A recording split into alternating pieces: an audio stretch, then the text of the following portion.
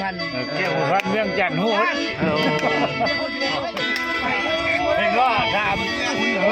แก้วหัวพันละหัวบอก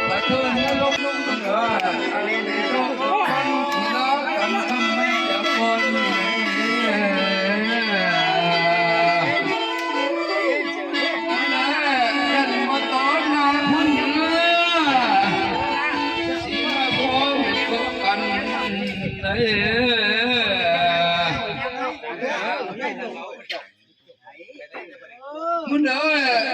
อรับนี่เสียงบดีเอาไว้บ้างเอาไว้ก่อนนี่มันเด้อก่อนในพิษปัดพังไฟให้แกรำไปเนาะ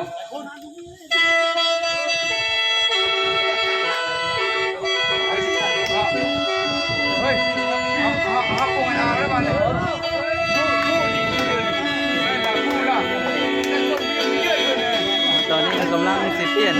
หมอลำเนาะลำลิ้นลำที่เมาไปก็เดี๋ยวว่ากันเด้อมาทางห้องใหญ่เอาอาจารย์ชี้ให้ใส่ผู้ซอยห้องดังเอาน้องทรายของอาจารย์ผู้นั่งทรายผู้ซอยเนาะ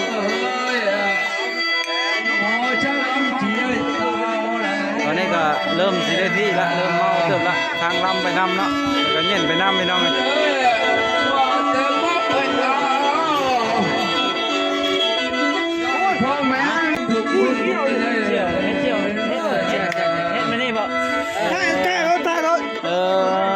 เสี่ยวไหมให้เสี่ยวไหมเนาะแม่จะเบิ่งให้แม่เบิ่งเนาะเอาขออนุญาตน้ำจะพูดต้องลงมาเลยนี่ถ่ายรูปไว้สิพัดเท่าแก่ในโฮมเฮาเนาะบ้านเท่าแก่ในโฮมบ้านเฮานี่เนาะนี่เท่าแก่บ้านเฮา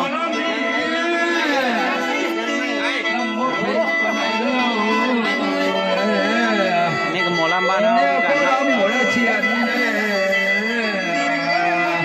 นี่แต่คนบ้านเฮาทั้งนั้นหมอลำกับบ้านเฮาแนวโฮมกับบ้านเฮาเลย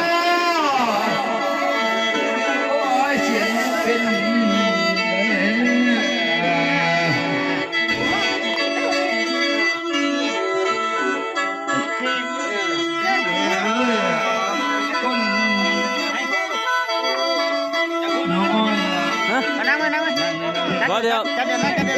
นั่งเดี๋ยวให้ติ๊บหมอลำเฮาก่อน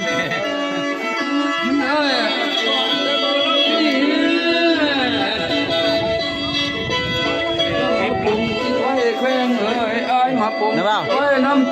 นี่เปล่านี่เปล่าหลานซ้ายให้ติ๊บ50,000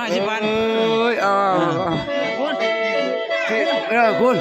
สิมองไปเอาได้บ้านนี่สิมองไปเอาโตละเอาจังหน่อยเอาให้ติ๊บเจ้า50,000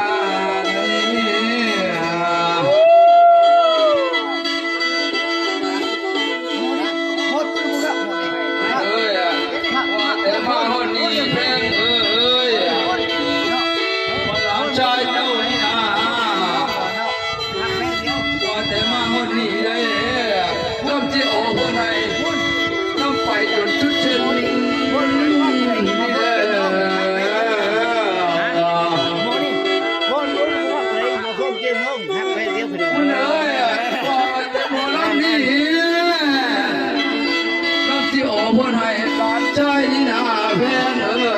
ยเป็นมาจิพันเดียวเก็บต้นให้มันป่าหาเงินกำ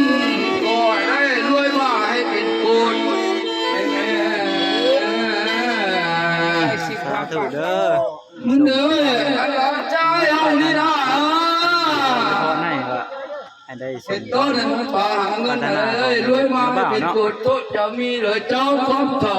ให้ถึงไหน สาธุเด้อให้แม่นละ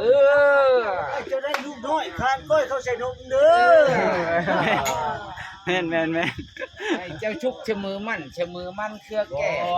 ให้ได้ลูกแผ่เหมือนดังกับปูนาเลย สา